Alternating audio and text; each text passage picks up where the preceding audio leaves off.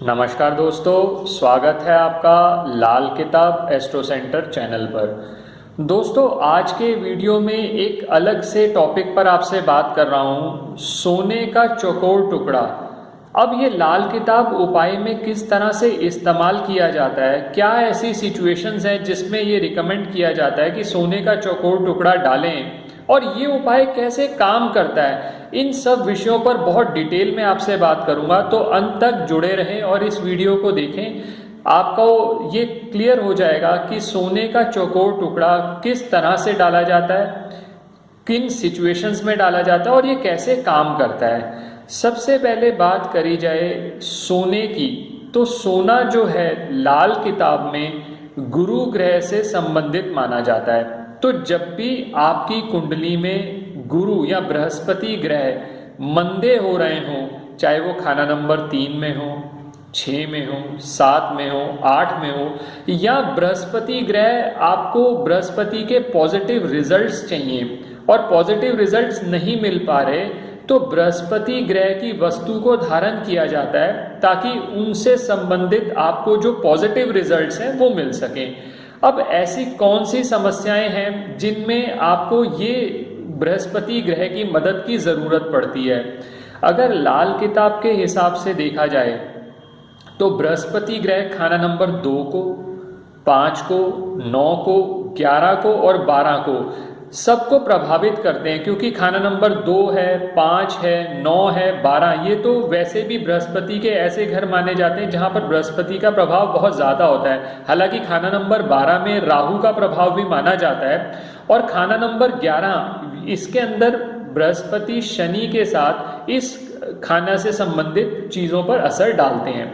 तो बृहस्पति जब भी मंदे हो रहे हैं तो आपको कहीं ना कहीं रुपयों पैसों की दिक्कत, पढ़ाई में दिक्कत, या सोसाइटी में मान सम्मान की दिक्कत, या इनहेरिटेंस जिसको आप लेना चाहते हैं उसको मिलने में दिक्कत होना, या किसी ऐसी सिचुएशंस में फंस जाना जहां पर आपके दिए हुए पैसे फंस जाते हैं।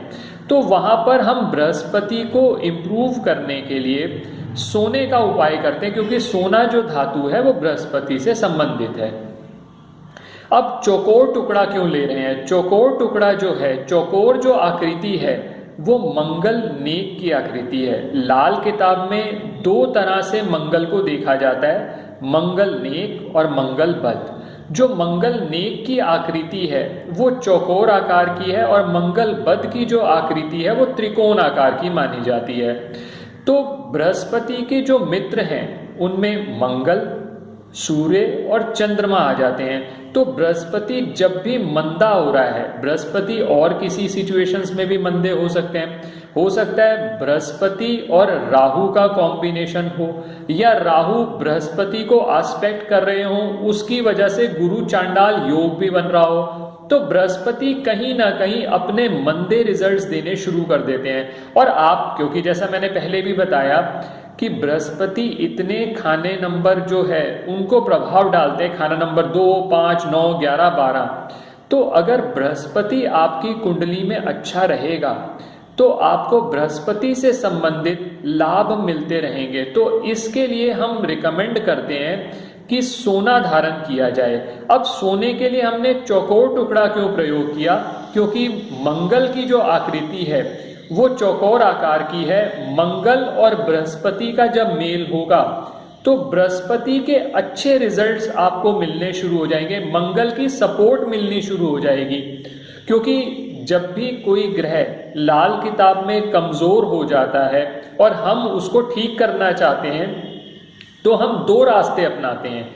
एक तो ये कि या तो हम उसके मित्रों की मदद ले लें, या फिर दूसरा रास्ता होता है उसके शत्रुओं को बलवान करें। यहाँ पर हम उसके मित्रों की मदद ले रहे हैं, यानी मंगल की मदद ले रहे हैं। बृहस्पति का जो सोने का चौकोर टुकड़ा वो गले में धारण करने के लिए सलाह दी जाती है।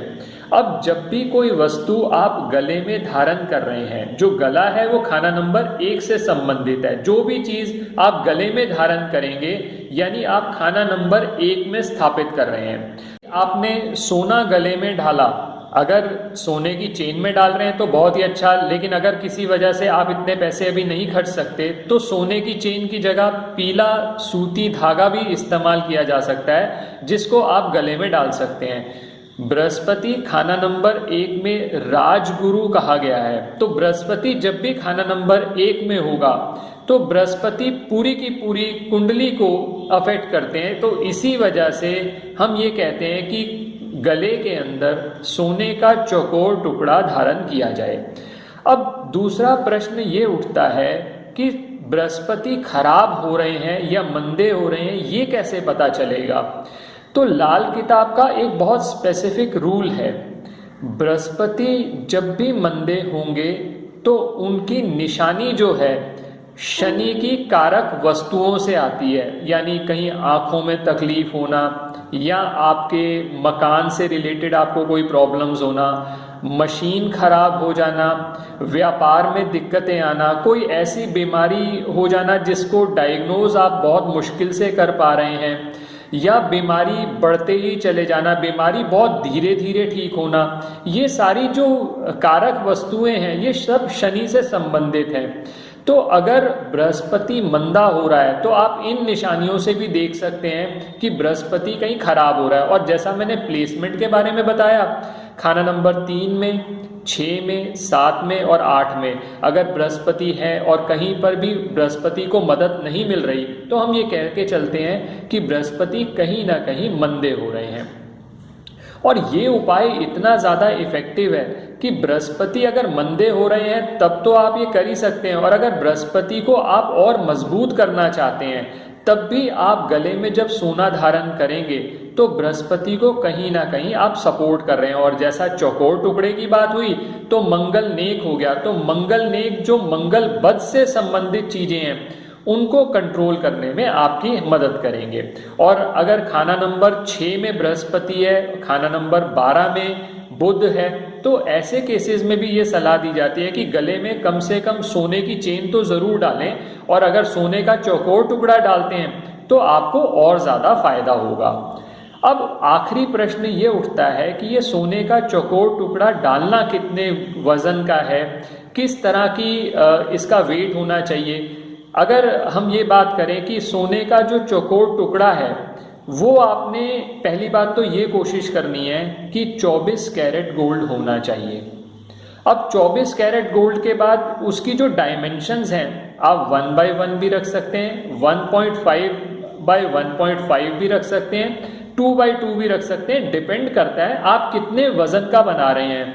लाल किताब में एज सच हम लोग प्रिस्क्राइब नहीं करते कि कितना मिनिमम होना ही चाहिए। हालांकि अगर आप एक बेसिस लेके चलें तो 1 ग्राम से नीचे तो नहीं होना चाहिए, मिनिमम 1 ग्राम का जो स्क्वायर पीस आपको गोल्ड का बनवाना ही बनवाना है। आप ऊपर बनवाना चाहें बहुत अच्छी बात है, बनवा सकते हैं, लेकिन एक समस्या आती है जो लेडीज़ आजकल खासकर जब, क्योंकि चेन स्नैचिंग की जो घटनाएं हैं वो बहुत बढ़ गई हैं और बहुत रिस्क बढ़ जाता है, तो कहीं ऐसा ना हो कि आप बहुत ज़्यादा वेट का बना लें, वो महंगा भी होगा और फिर इससे कहीं आप एक्सपोज ना हो जाएं और किसी तरह से ये घटनाएं की पॉसिबिलिटी ना बढ़ जाए।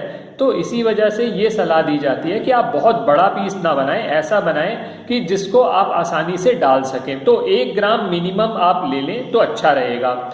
अगर किसी वजह से, अब ये तो हुआ कि आपने गले में सोने की चेन डाल ली, उसमें सोने का चौकोर टुकड़ा डाल लिया, 1 ग्राम से ऊपर ले सकते हैं, 1 ग्राम मिनिमम का डाल लिया।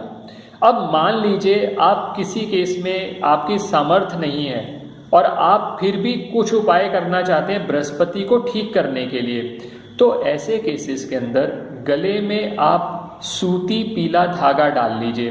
ये जो चेन डालनी है और जो धागा डालना है ये बृहस्पतिवार वाले दिन आपने ये उपाय करना है। और ये ध्यान रखिएगा कि उन दिनों में चतुर्थी, नवमी और चौदस ना हो। आप बृहस्पतिवार किसी भी समय सूर्य उदय के बाद और सूर्यास्त से पहले ये उपाय कर सकते हैं। आप ये चेन डाल सकते हैं। कोशिश करिएगा जो चेन आप डालें वो 24 कैरेट की, और टुकड़ा भी जो होगा वो भी 24 कैरेट का ही डालें, क्योंकि जितना शुद्ध होगा बृहस्पति उतना ही वो ज़्यादा आपकी हेल्प कर पाएगा। दोस्तों आशा करता हूँ आपको ये वीडियो पसंद आया होगा। अगर वीडियो पसंद आया है तो इसे लाइक करें और बाकी लोगों के साथ भी शेयर करें। और अगर आपने अब तक हमारा चैनल सब्सक्राइब नहीं किया तो इसे ज़रूर सब्सक्राइब कर दें और बेल बटन को पुश करना ना भूलें, ताकि समय पर वीडियोस की नोटिफिकेशन आपको आती रहे। किसी भी तरह के ज्योतिषीय परामर्श के लिए आप हमारी वेबसाइट्स पर विजिट करके अपॉइंटमेंट बुक कर सकते हैं। धन्यवाद दोस्तों।